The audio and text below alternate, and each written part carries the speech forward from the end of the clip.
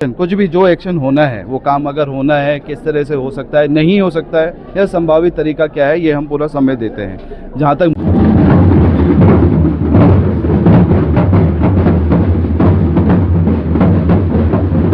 साथियों प्रणाम, नमस्कार। आप देख रहे हैं पाठ संदेश और इस वक्त हम उत्तरकाशी जनपद के पुरोला नगर पालिका तहसील परिसर में, जहां आज जिलाधिकारी शांत कुमार आर्य जी की अध्यक्षता में तिरंगा यात्रा निकाली गई नगर पालिका परिषद पुरोला से तहसील परिषद तक। और देखिएगा तमाम लोग हाथों में तिरंगा लेके इस वक्त इस पूरे कार्यक्रम में प्रतिभाग कर रहे हैं। तमाम विद्यालयों के छात्र छात्राएं इस वक्त यहाँ है और साथ ही पूरे कार्यक्रम की जो थीम है ये आप देखिएगा, राष्ट्र के प्रति समर्पित तिरंगा यात्रा।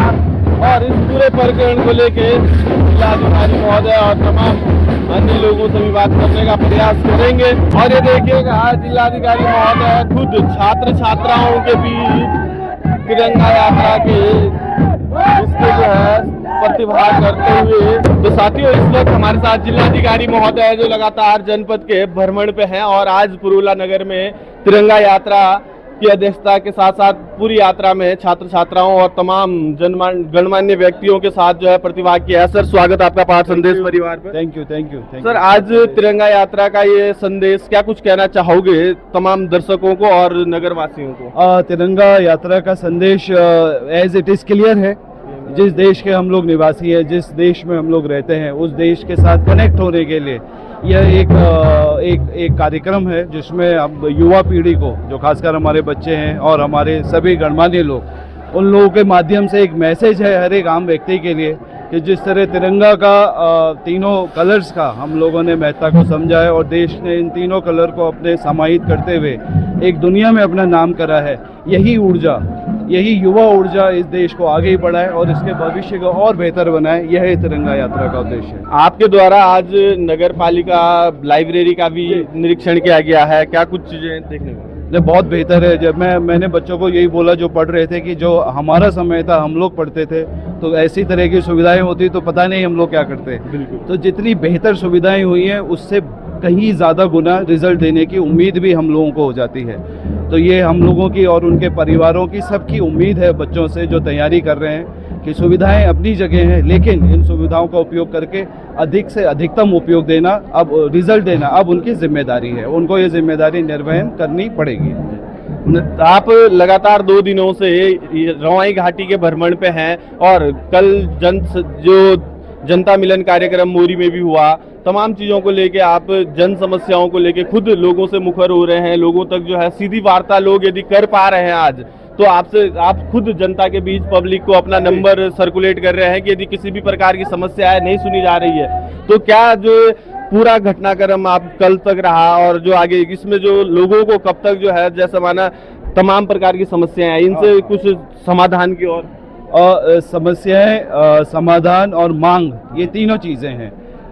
कई चीज़ें ऐसी हैं जिसमें प्रॉब्लम है, उसमें सुधार का हम लोगों को अब फील्ड स्टाफ को करने की आवश्यकता है, किसी भी विभाग की बात है। दूसरा जो नई मांग है उसको हम लोग डिमांड में स्टेट को या अपने लेवल पे कैटर करते हैं।